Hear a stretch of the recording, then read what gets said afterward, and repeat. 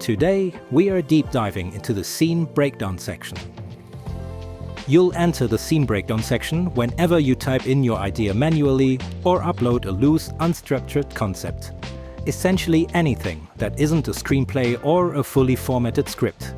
In the scene breakdown, your initial idea is transformed into a coherent story, divided into scenes or sequences. As a user, you can freely edit your idea right here. Just click inside the text field and adjust anything you'd like.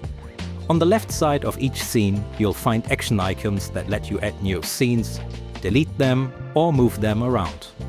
And if you prefer a faster workflow, simply hitting enter inside the text field will instantly create a new scene for you.